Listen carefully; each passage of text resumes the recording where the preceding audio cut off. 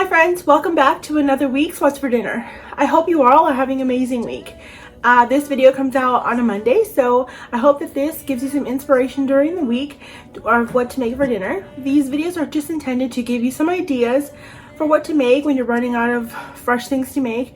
You know, we all get stuck in a rut of making the same things over and over, so I do hope that these help you. I've got 3 recipes for you, and one is going to be a goulash style macaroni that is made with the pork sausage, and it's also made in a one-pot meal, so you don't have multiple dishes for this, which is great. Second is going to be some salmon meatballs, so if you like seafood, this was amazing. It was so fresh flavors. It was like an avocado cream sauce, so tasty. The last one is going to be the simplest of all the recipes, and it's a salad, and it's using like crispy chicken strips. It was also very good. It's something we eat all the time, so I do hope you enjoy that. So let's get started on those, and don't forget to like, comment, and subscribe so you don't miss out on any future What's for Dinner videos. This first recipe is sausage and bell pepper macaroni. I'm starting off by dicing up some onion and some bell peppers. Here I'm just using what I had on hand, which is about 1/4 of a medium onion. You can use about a half if you prefer more onion. I'm also only using half of a red and green bell pepper because that's all I had. You can use one of each if you like more peppers. It is good that way as well.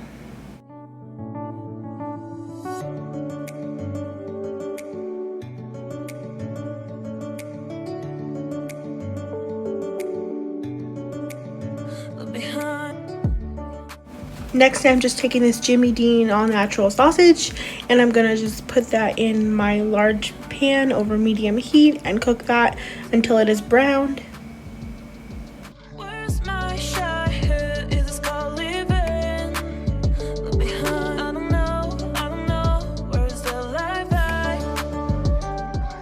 When that sausage is mostly done, I'm going to go ahead and add in that onion to go ahead and soften that up while the sausage finishes cooking. I'm also going to add in, I think I added about 2 to 3 cloves of garlic. And I'm going to add in those bell peppers that I diced up and give that a good stir. Let those saute. I also decided I wanted some more bell pepper than what I had fresh on hand, so I'm adding some frozen diced bell pepper that I had in the freezer.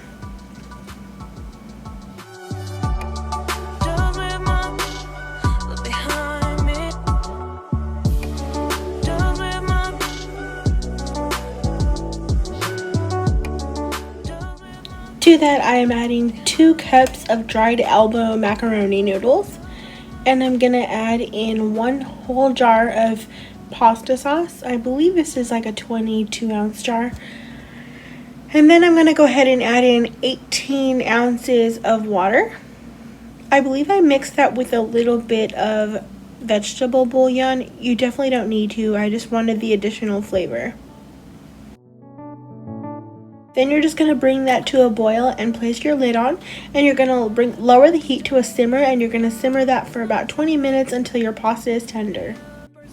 And then once that is all done, I'm just adding some cheese. You can add anywhere from 1/3 cup to a cup of cheese depending on your desired cheesiness. And mozzarella would be amazing in this, but all I had on hand was some of this cheddar, so I'm just adding that in here, and I'm going to give it a good mix. I went ahead and made these crescent rolls to serve on the side, and let me tell you, this was absolutely amazing. I've made so many types of goulash, but this pork sausage one just adds so much flavor. You will not regret that. This next meal is baked salmon meatballs with creamy avocado sauce. I am dicing about 1/2 of a medium onion. Try to dice that as fine as possible for the meatballs so you don't have large chunks. Then to my food processor cup, I am adding about 1 pound of skinless salmon. Then I forgot to get a clip of me actually doing this, but you're going to go ahead and pulse your salmon until you have the consistency of ground salmon, just like any other type of ground meat like ground turkey.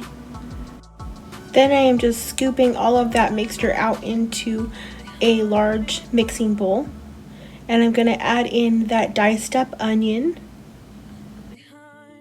I am also finely mincing a small bunch of cilantro to put into that.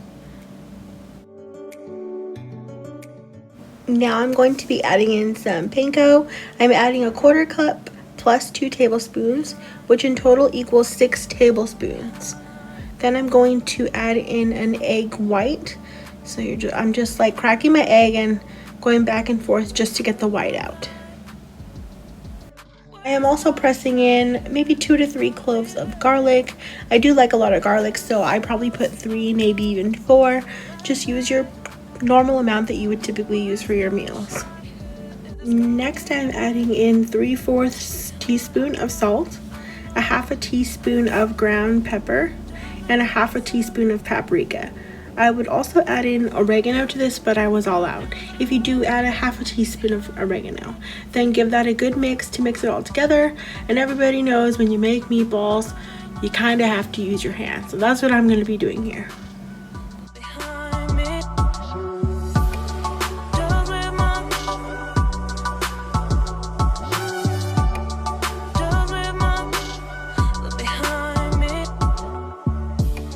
Ahead and lined my baking sheet with some foil, and I sprayed a little bit of cooking spray on there, and I'm just using a tablespoon here to get about the right amount for small size meatballs. You can also use a cookie scoop to help you out with that. I'm just gently rolling that in between my hands to get the shape of a little ball. They don't feel very tight and compacted, which actually worked out fine. They baked up just great. So just go ahead and bake those at 350 degrees for about 15 to 18 minutes. And while those were baking, I'm just going to go ahead and make that creamy avocado sauce. And I'm just scooping the contents of an avocado here into the pitcher that I use for my immersion blender. You can also add this into your regular blender or a small food processing cup. It would give you the same result. To that, I am adding 3 tablespoons of sour cream. Next, you're going to want to add in a couple tablespoons of cilantro. So I'm just adding that here, leftovers from the bunch that I use to make the meatballs.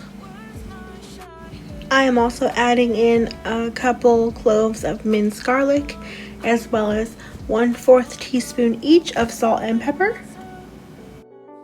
and the juice from 1/2 a lime.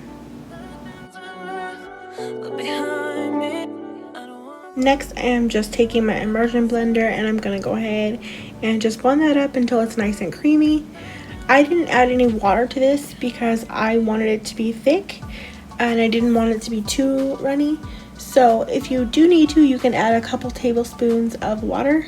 Just do it to your discretion and a little at a time if need be. I decided that some vegetable pot stickers sounded really good as a side for this meal, so I'm just throwing in some frozen ones that I had to use up here. And I'm also making this Asian salad kit. This is one of my favorites. It is so good.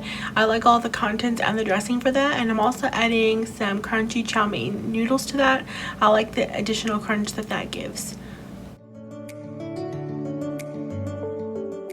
Here is those meatballs out of the oven, nice and crispy on the edges, but nice and cooked softly on the inside. Here is that finished meal. This was absolutely delicious. We love salmon, and this will be a go-to recipe. Last recipe is a loaded crispy chicken strip salad with buffalo ranch. You can see here I'm just using some Tyson crispy chicken strips, and I'm just adding those to my air fryer basket so that I can get them to my desired crunchiness. I really like things in the air fryer, but you can make these in the oven according to package directions as well. I like to make salads like this that use up a bunch of just vegetables that I need to use up. So right now I'm just cutting up some remainder of an iceberg lettuce that I had left over on hand, as well as some of this leafy green lettuce that I had. I'm also dicing up around 1/2 of a cucumber.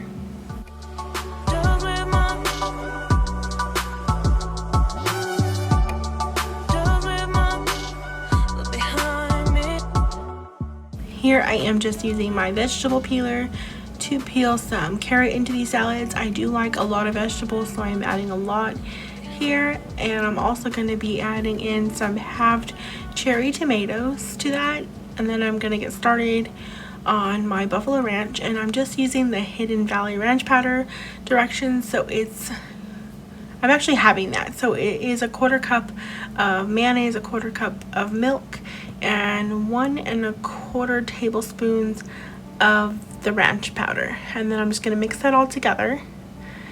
And then I'm going to go ahead and add in some of this Frank's Red Hot buffalo sauce, and just add that to your desired flavor, so how hot you would like it. And once your chicken strips are done, you're just gonna go ahead and chop those up into the size of pieces that you would like. I like smaller bite-sized pieces, so I'm just cutting those up into that.